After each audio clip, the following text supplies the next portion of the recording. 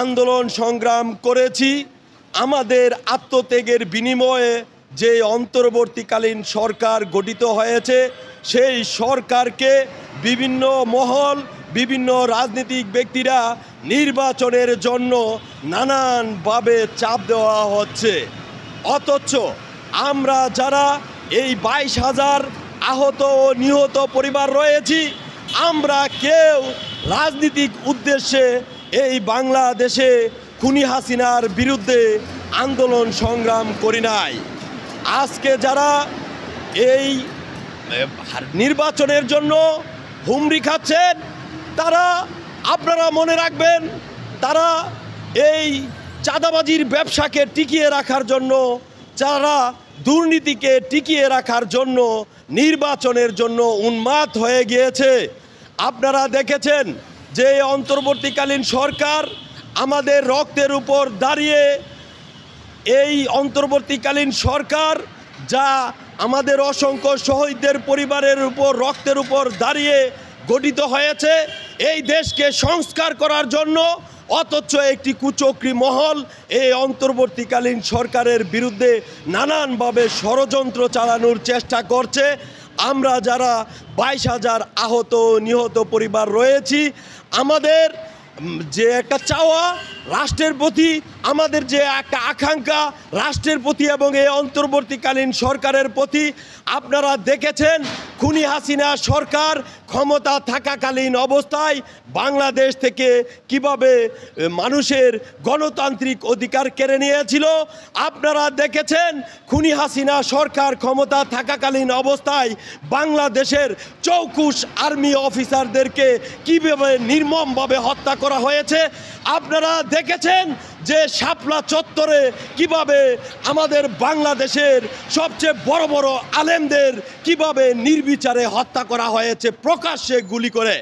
সম্মানিত electronics media এবং বিভিন্ন গণমাধ্যম কর্মীরা, আপনারা দেখেছেন কিভাবে যে ছাত্র জনতার বৈষম্য বিরোধী আন্দোলন ছিল, সেই আন্দোলনে খুনি হাসিনা সরকার এবং খুনি হাসিনার সন্তানেরা কিভাবে প্রকাশ্যে গুলি করে আমার ছাত্র ভাইদেরকে হত্যা করা হয়েছে।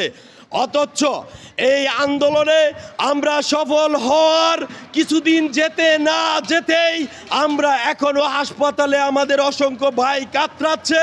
একটি কুচক্রী মহল অন্তর্বর্তীকালীন সরকারকে নির্বাচনের জন্য প্রেসার দিচ্ছে।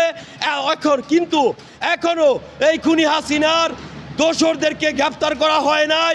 এই খুনি হাসিনা ক্ষমতা থাকাকালীন অবস্থায় প্রতিটা মন্ত্রণালয়ে দুর্নীতিগ্রস্ত আমলা ছিল, সেই আমলারা এখনও দায়িত্ব পালন করছে। আপনারা দেখছেন যে খুনি হাসিনা সরকার ক্ষমতা থাকাকালীন অবস্থায় খুনি হাসিনার বাহিনী, খুনি হাসিনার সন্তানেরা কিভাবে প্রকাশ্যে গুলি করে আগুন দিয়ে জ্বালিয়ে আমাদের ভাইদেরকে হত্যা করেছে। তারা এখনও প্রকাশ্যে ঘুরে বেড়াচ্ছে, তাদেরকে পর্যন্ত গ্রেপ্তার করা হয় নাই। অথচ এই যারা চাঁদার ব্যবসাকে টিকিয়ে রাখতে চায়, যারা দুর্নীতিকে আবার নতুন করে আঁকড়িয়ে ধরতে চায়, তারা নির্বাচনের জন্য হুমড়ি খেয়ে পড়েছে।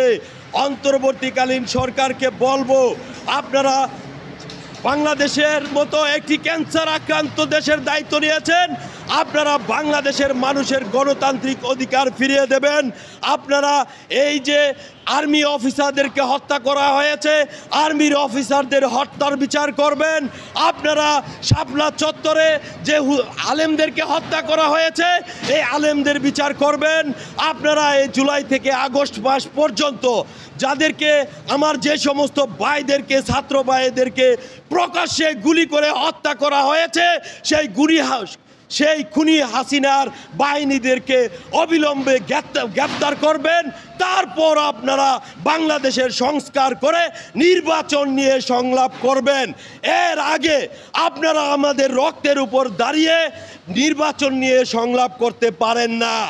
এর আগে যদি আপনারা নির্বাচন নিয়ে সংলাপ করেন, তাহলে আমরা যারা 22,000 আহত নিহত পরিবার এই আন্দোলন সংগ্রাম করতে গিয়ে আহত হয়েছি, নিহত হয়েছি, তাদের প্রত্যেকের হিসাব বুঝিয়ে দিয়ে তারপর আপনারা নির্বাচনে নিয়ে সংলাপ করবেন। কামরুল হাসান আমি সাভার থানা বিরুলিয়া ইউনিয়ন ৮ নং ওয়ার্ডে মা ও শিশু স্বাস্থ্য পুষ্টি সেবা দেই, পরিবার পরিকল্পনা পদ্ধতি সেবা দেই।